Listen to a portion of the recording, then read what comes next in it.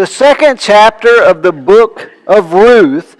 In the first chapter of Ruth, if you remember, we found the not quite so hero of the story, the father that took his family from the house of bread, which is Bethlehem, down to Moab, which would be essentially the garbage can, enemies of the nation of Israel. And so he did that because he wasn't totally dependent, wasn't totally confident that God could provide for his needs. Have you ever been in a place in life where you question God's ability to care for you? And the whole church said no, but in reality, most of us have. And so he takes his family down. If you remember from chapter 1, not to go back and redo chapter 1, but we find that the father dies. Anybody remember how many sons were there? 2. What were their names? Sickly and homesick. Okay, that's who they were.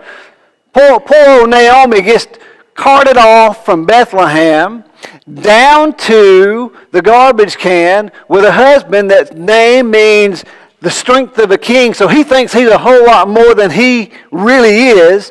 And along with them come their 2 sons, who their names mean sickly and homesick, or in my rendering, sickly and worthless. Because when you're homesick, all you want to do is sit over there and cry because you ain't where you want to be. I remember my first night of basic training. I was 17 years old in basic training.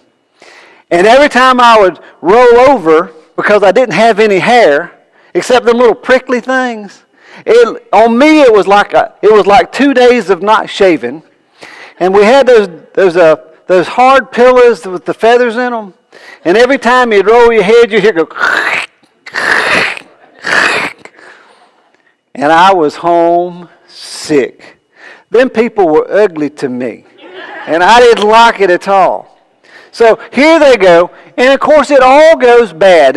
And the lesson from chapter 1 is this. Anytime you step out of the provision of God, it will be something less. Okay?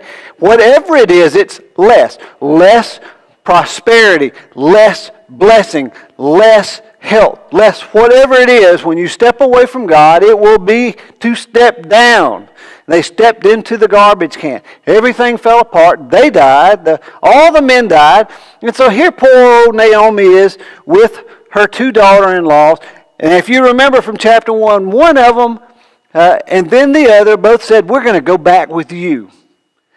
But then when Naomi was really honest, look, just because we go back don't mean everything is going to be great. And part of the lesson in that chapter is this. Just because we go back, just because we are in the kingdom as Christians, doesn't mean that everything is just going to be great. Amen? Well, wouldn't it be great if when you became a child of God, that everything was perfect? I have 3 birthdays. Most of you only have 2. I was born November 28th, 1987.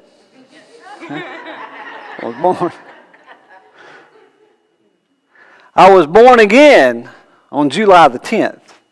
That's when I really started life as a Christian. And then because I've had a bone marrow transplant, my birthday is March 30th. So I have 3 birthdays. I do expect a present on every single one of those days. Okay? You know, there was a point there somewhere, but I don't remember it, so let's just move on. The last lesson we learned from chapter 1 was about Ruth.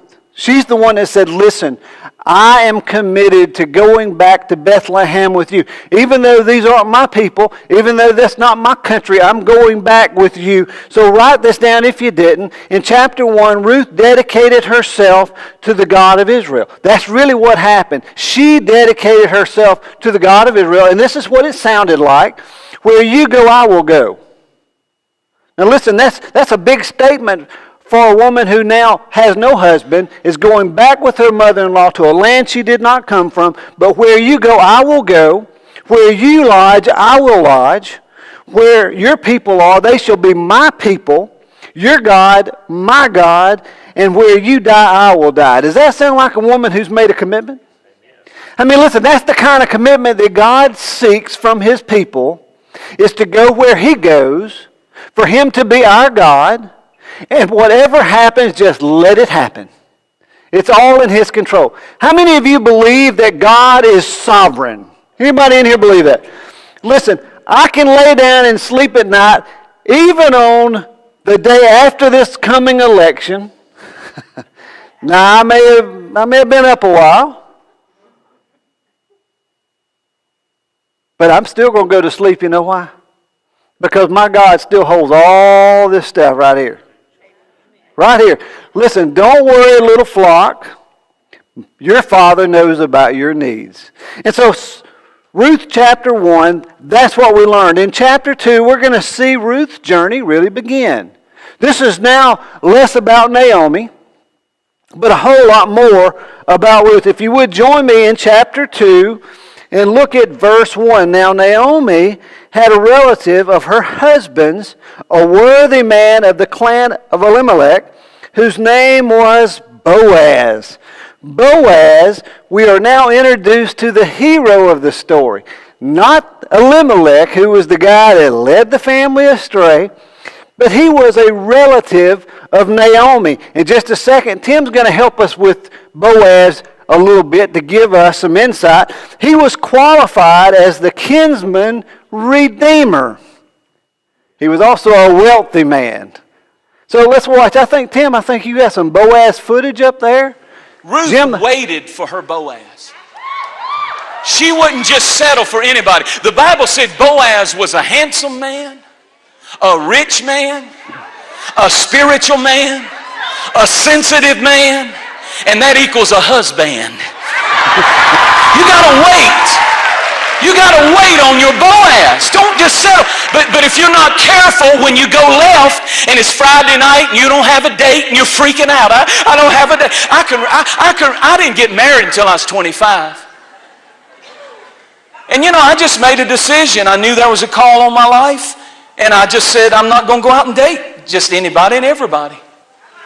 Because I know me.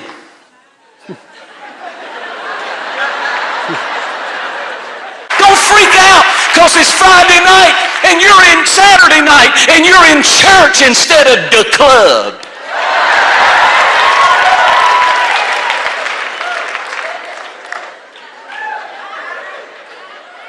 Boaz has some relatives, and if you don't watch it, you won't get the one God has for you. You'll get his relatives. To the girls, I found this on the internet. Boaz is spelled B-O-A-Z. Everybody say B-O-A-Z. And so he's got some relatives called broke-ass, po-ass, lying-ass, cheating-ass, dumb-ass, drunk-ass. Don't go out with him. Cheap-ass. Turn to somebody and say, I dated him. Locked-up-ass, good-for-nothing-ass, lazy-ass, and especially his third cousin beating your ass. Wait on your Boaz and make sure he respects your ass. Now there's your word. You wanted a word? You got a word. Quit dating anything on two legs. Let God take you through some loneliness. Let God take you through the wilderness so that when they come, you'll be ready.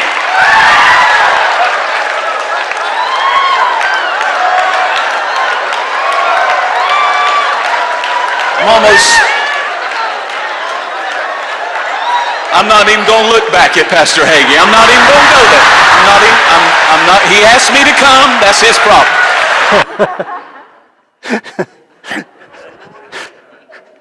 And there you have Boaz. And I have dealt with a lot of people that have married his cousins. All them asses over there. I mean, I've seen them all. And so we meet Boaz in the second chapter of the book of Ruth. And Boaz really is the hero, because he is really a picture of Jesus himself. And he is a kinsman redeemer. He is qualified because he is a blood relative. He is a wealthy man. And all of this spells blessings for Ruth. It's a picture of Jesus himself. And so that's why this second chapter is so important. It's important for us too, just like Just like, that's Jensine Franklin, if you don't know who that is. He pastors a church in Atlanta. He was preaching at John Hagee's church. I don't remember, is it Cornerstone? Whatever John Hagee's church is. And that's the problem. You see, we look for things that don't belong to us. And then we start taking things that we ought not have.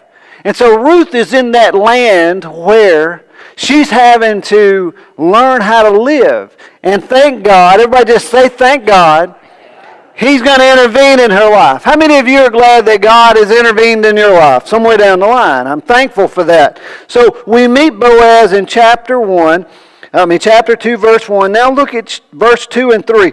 And Ruth the Moabite said to Naomi, let me go to the field and glean among the ears of grain after him, whose sight I shall find favor.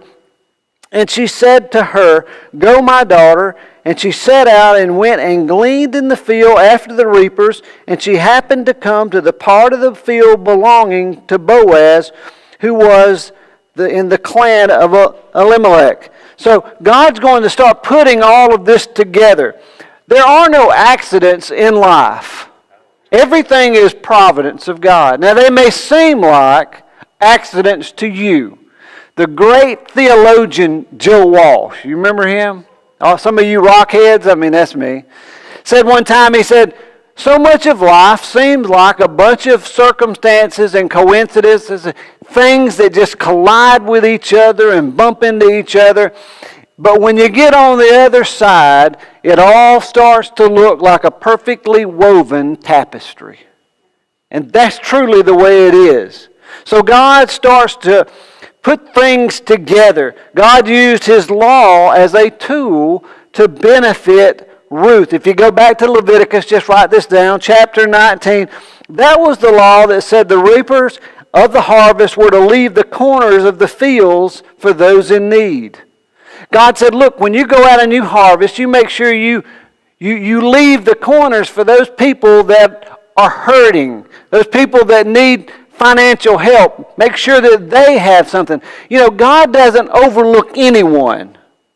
Now, people may overlook someone, but God doesn't look over anyone. He sees it. I believe Jesus said it this way, not a sparrow can fall that our Father doesn't know. Isn't that great news?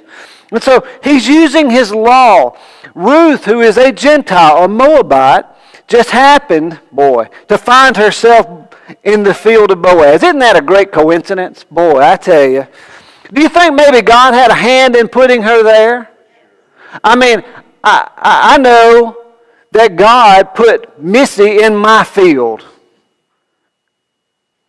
Somebody ought to be clapping, and I mean, that's something to shout about, right? I mean, when she walked into that restaurant in Montgomery, and I saw her, I said, that's going to be my wife right there. Y'all think I'm joking? I didn't even know her. I'm so shy and bashful. I asked the girl that ran the restaurant, my roommate's sister, I said, come here. Carmen, this is what's going to happen to you, darling. Listen to me. I said, who is that girl? And she said, that's Michelle. She works across the street. I said, well, go get her. Go get her. That's exact. I still remember to this day what she was wearing. What color her dress was. I remember what she smelled like, guys. You remember that? I remember that was back in the big hair days. And so she had that Charlie's Angels hairdo looking thing going on. That was the prettiest woman you have ever seen in your life. And I knew right then, had to be mine. And I knew I had the tools to take her away from whoever might be. Listen, if you can't believe in yourself, who are you going to believe in? All right? So God puts her there in exactly the right place. And I love what Pastor Franklin said. You know, so many times we look for what we think is best. And that's when we get all messed up. God's got that person. He's got that plan. And so God drew Ruth to the field. And it was all part of His plan. It was all part of His purpose. He was drawing her there. And God still draws people to that place that is perfectly lined up for them. Now in verses 4 through 7, and behold, Boaz came from Bethlehem, and he said to the reapers, "The Lord be with you." What a greeting. And they answered, "The Lord bless you."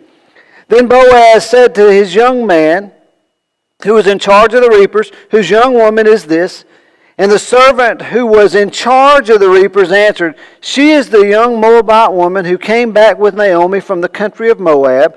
She said, 'Please let me glean and gather among the sheaves after the reapers.'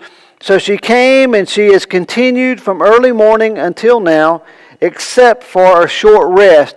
Whose young woman is it? You kind of get the idea that when Boaz sees Ruth in the field, immediately he gets fixated on her. Now, do you think that when Boaz saw her, do you think that in his mind he already began to make plans to get close to her? I believe he did.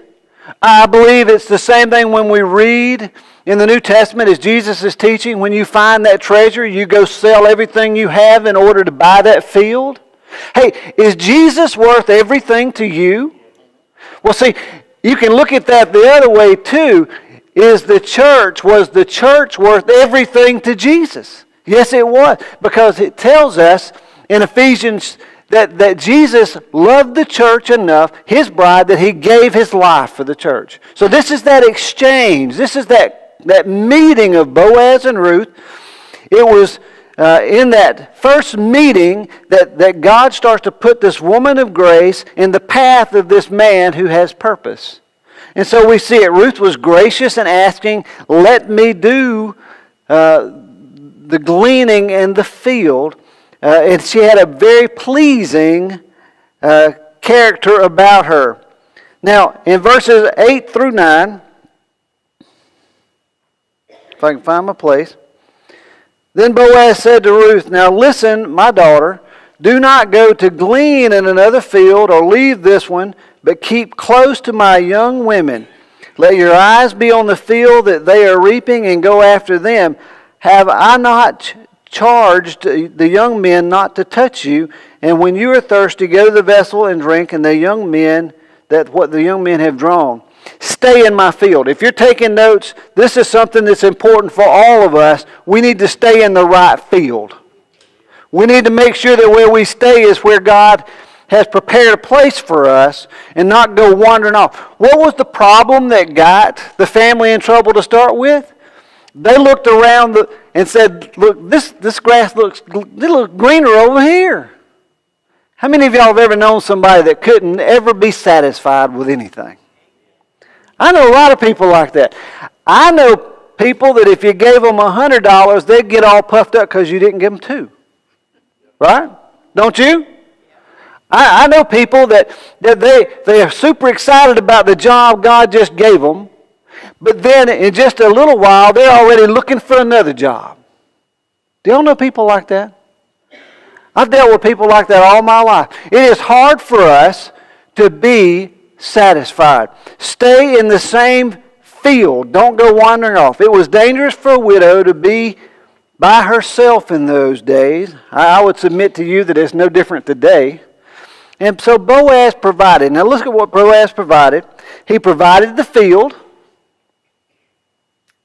How many of y'all believe that God owns the field that you glean in? I believe that. He provided the field, he provided the water, and he provided the protection. Sounds to me like a lot like the Good Shepherd, doesn't it to you? I do believe the Good Shepherd's goal in life, Miss B, is to get us to a field that's knee-deep in grass so that we can lie down in green pastures beside the what kind of water? Beside the still water while he watches over us with his rod and his staff. Doesn't that kind of sound familiar to you? You see, that's what's going on here with Boaz.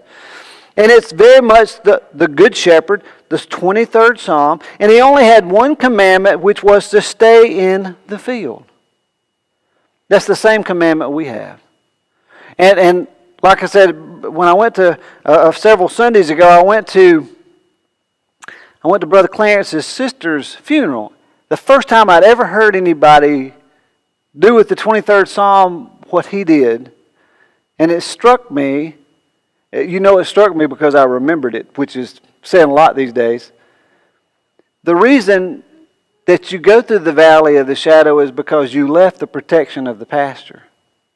And so the same thing applies to us that applies throughout history. Stay where God's put you. One command, stay in the field. He also said, look, I will provide what you need. I have a lot of faith in God. How about you? I know that we're going to have difficult times in this world.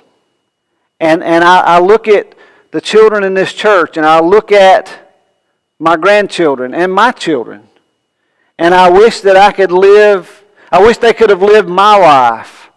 Because I grew up in a very Mayberry world, like most of you old people. Things might not have been perfect. I love what Happy Goodman, the Goodman family. If you don't know who that is, it's because you're young, okay? But this was an old gospel group. And Hap said, when he was a kid, they had a dirt floor, and they had an oil drum that they cooked on, and you could see chickens running through those cracks in the walls on the side of the house. He said everything they did, they had no electricity, and then the Depression hit. What do they take away? Dirt? That's all you got. And so, this is the life that we all had as older people. It's a different world today. And we have to have great faith. And that's never been any different. It's just to live in the world today, we just need to have the confidence as we look at the troubling times ahead that God's still in the providing business. Providing what we need. Don't be a prodigal is what he's saying. Don't go wandering off into the world. Don't leave prosperity of the field for the poverty of the world. That's 100% true 100% of the time. Verse 10 says, Then she fell on her face, bowing to the ground, and said to him, Why have I found favor in your eyes that you should take notice of me since I'm a foreigner? Now, I don't know how old Ruth was, but you just can't help but think Ruth was probably a young lady. And she was probably, I just get a picture of Ruth in my mind as being very gracious and kind of timid. And her question was why have I found favor in your sight? And Ruth was a Moabite. Now, if you know anything about the Moabites, Moab was the son of Lot that Lot had with his daughter. You remember that? Some people have ancestors, some people have incestors, okay? This was one of those relationships. And so they were always at war with Israel.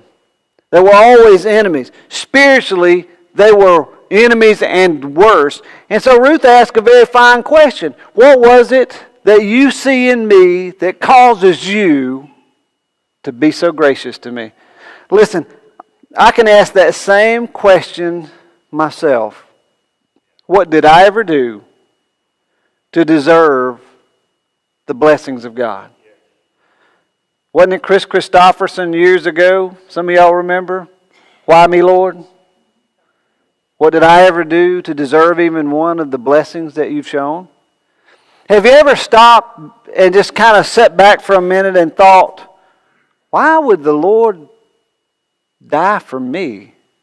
Just take the world out of the picture for a moment. Why would he die for you, Blake or Aaron? Why would he die for Rick or Robert or Ben? Y'all are pretty good folks. But that doesn't mean a lot when it comes to him dying on a cross, does it? What's so amazing about grace is that it's amazing. That's what's so amazing about it, is that it is so amazing. God's grace, perfect picture. And she summed it up perfectly when she said those just few little words, why would you even show me any favor? Verses 11 through 13. But Boaz answered her, All that you have done for your mother-in-law since the death of her husband has been fully told to me, and how you left your father and mother and your native land and came to a people that you did not know before. The Lord repay you for what you have done, and a full reward be given to you by the Lord, the God of Israel, under whose wings you have come to take refuge. Then she said, I have found favor in your eyes, my Lord, for you have comforted me and spoken kindly to your servant, though I am not one of your servants. He already knew, you see. He already knew about her history. He already knew what had gone on in her life. And one of the things I love about people who've never come to church before and they're kind of new and they've just become new Christians, or maybe they've come to this awareness. Listen, you're not telling Jesus anything that He doesn't already know about you. When Jesus saved you, He saved you because He knew you. Not because you were a mystery to Him. He already knew everything about your life. I think at the end of this service, we're all going to tell each other our worst thing in life. Is that okay with y'all? We'll just stand up one by one, starting here. You'll be first, and I'll be last.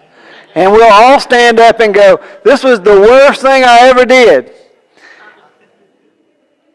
Brenda, I thought you were going to be a team player. Yeah, like you said, You thought? I thought. This group has not been a good influence on you. Boaz already knew about Ruth's journey. Now listen, if you're here tonight and you're struggling with some things in life, maybe you've got some things that you would love to get rid of, just let me tell you, you're not in it alone. Jesus is already there with you. The Holy Spirit and the power of God's already there. It's not like it's a mystery.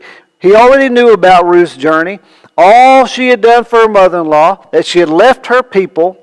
May the Lord reward you. Listen, there is something that comes even in this earth to the children of God.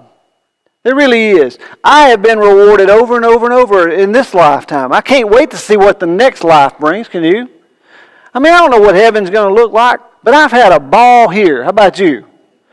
And I'm thankful for that. I've had rough days just like you have. And I think what Boaz was telling Ruth is, listen, I know where you've been, and I know your troubles, but God's got something for you, and it's here right now. It's not just down the road. It's here. Come and find refuge. And I like this. He said also, she said, I have not only found refuge, but I have found comfort. I believe Jesus said, when you get weary and tired, come to me and I'll give you rest. How many of you have just needed some comfort at one time or another in your life? I mean, have you ever prayed for sleep? Have you? I have. I mean, how many of you have been up at 2 o'clock in the morning sitting at the kitchen table drinking a cup of coffee?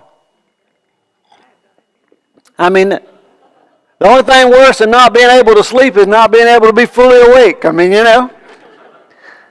Now, I can go a little further with that. In my family, you sit up 2 o'clock in the morning with a cup of coffee and a full ashtray. I mean, that's the way they used to do it. In my house, the ashtray was never half full or half empty. You know, it was just always full. That generation's gone now, strangely enough. But I remember that from when they had a problem, they'd all sit up and talk about it. They couldn't fix it, but they could talk about it. It comforted them. Now, verse 14, and moving along, it says, and at the meantime, Boaz said to her, come here and eat some bread and dip your morsel in the wine. Now, we know that's grapefruit juice because it couldn't have been wine, okay? So if you've got a Bible that says wine, just put down there, well chiz. So he sat beside the reapers, and he passed to her the roasted grain, and she ate until she was satisfied, and she had some left over. Come to me. Now listen, write this down. Eat and be satisfied. You'll never be satisfied with what the world offers. But when you come to Him, you'll be satisfied. Not only will you be satisfied, but you'll be blessed with abundance. Now I'm not talking about some prosperity gospel that doesn't play out in life. If you have come to know Him, then you will not only be satisfied, but there will be satisfaction enough for someone else. That's what that's saying. Isn't that the way the bread worked on the miracle day when Jesus fed 5,000? Remember, He fed 5,000, and how many? Okay, going to check the Sunday school people here. All you Sunday school people, be ready. First one on the buzzer wins. How many baskets of leftovers were there? 12. And why were there 12 baskets of leftovers? Huh? No, that's too spiritual. The reason there was 12 baskets left, because there were some Baptists that got together. It said we don't eat fish. Okay, we want something else. That's why. That's why there was 12. I mean, what you said was too spiritual. Probably right, but the real answer is that you couldn't give Baptists you couldn't satisfy all them for nothing. All right, so come to me, be satisfied, be blessed in abundance. Okay, and so can you imagine how she must have felt now? She's made this journey, and she's finally able to breathe easy. I've seen people that finally came to the reality in life that when they prayed and asked God for whatever it was in their life, that when they finally decided to leave the problem with Him, they could actually take a breath. Some of you, some of us, we don't pray and ask God to deliver us from our burdens. We just pray and give God advice about how we want to live our life. That's what we do now. And so she's finally able to breathe. Finally, she doesn't have to be afraid. You know, there are people that live their life in total fear of what's going to happen next. We say it like this in our culture. I'm waiting for the other shoe to what? Fall. What's the law? Murphy's Law? You know, what can go wrong, what?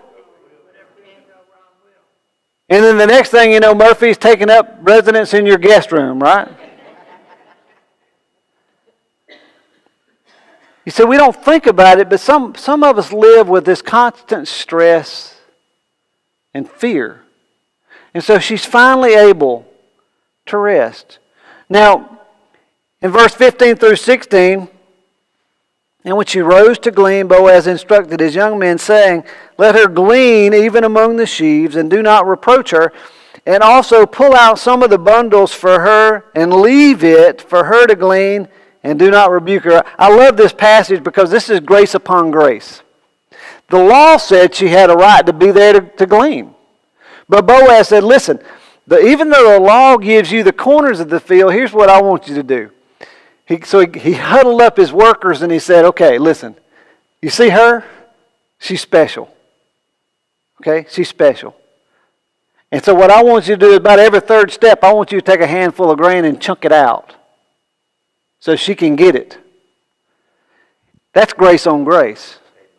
And that's exactly the way that we live our life. By grace, Boaz pulled grain out in bundles for her. Boaz had gone beyond the law. Listen, Jesus went beyond the law. The law of the old covenant was a law of blood covering, that every year blood had to be shed in the blood of animals to cover the sin of man. Jesus went beyond the law, and his beyond was so far beyond, it was grace upon grace. And so here we see that perfect picture of that, beyond the law. Now in verses 17 through 19, so she gleaned in the field until evening, and then she beat out what she had gleaned, and it was about 22 liters, if you're looking for that, of barley. And she took it up, went into the city, and her mother-in-law saw what she had gleaned. She also brought out and gave to her what food she had left over after being satisfied. See, that's that great blessing of abundance? Is that you're blessing someone else now?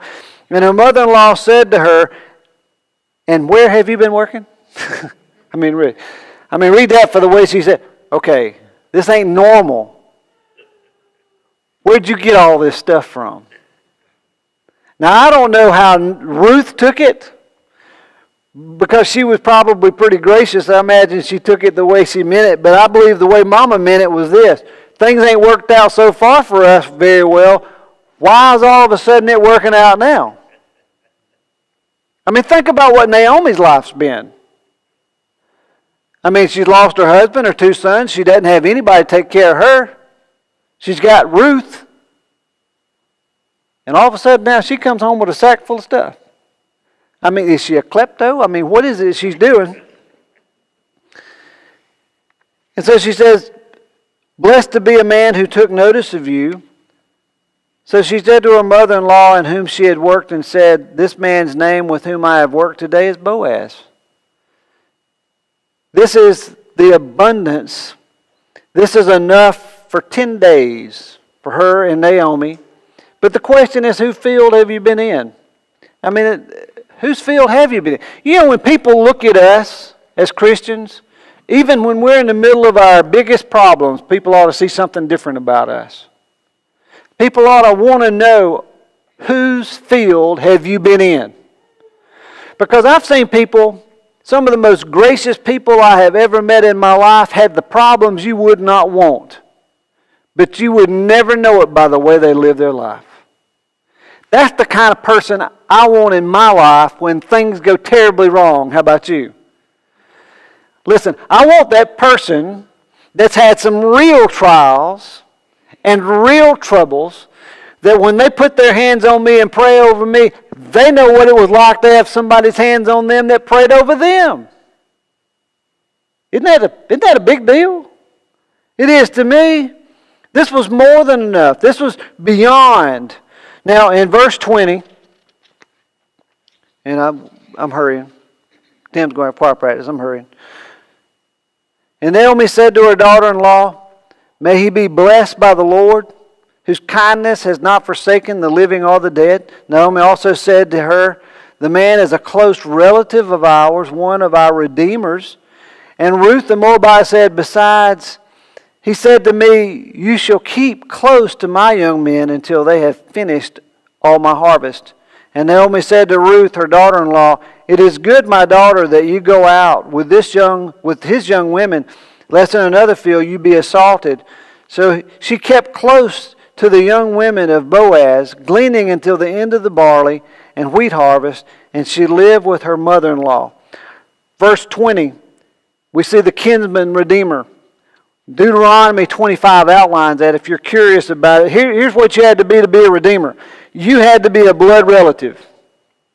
Why was it important that Jesus came through the lineage that he did? So he could establish that blood relationship to us. Isn't that perfect? To be a kinsman redeemer, you had to be a relative, but you also had to have the ability to be a redeemer. Do you know poor folks just can't be a redeemer much? But people with financial means can redeem somebody. Now, let me put that in a term that some of you know. If you're going to post bail, you need to own something. Amen? I mean, put that. Now, Jim, do you get that now? You got that? Okay. Renee, you in? Okay. I mean, look, when you get thrown in the hooscow, you don't call your poor friends. You got to have the ability. Boaz was a wealthy man. But not only that, you have to have a willingness to be a redeemer. You know, I'm thankful that I have a willing redeemer, aren't you? Verse 21 and 23, she didn't plant the wheat that she was gleaning. She didn't even cause it to grow. She simply reaped the benefits of it. And folks, that's where we are tonight. That's a perfect picture of our place and our inheritance in Christ. We didn't plant it. We didn't make it grow. But yet we reap the harvest of his abundance in life in this church. Look around in this church and see all the things that go on every day, that common, ordinary. We didn't do any of these things, but yet he lets us be part of them. And please don't ever take it for granted that letting us be part of each other's life is a humongous blessing. Just to be here together. Isn't that true? Amen.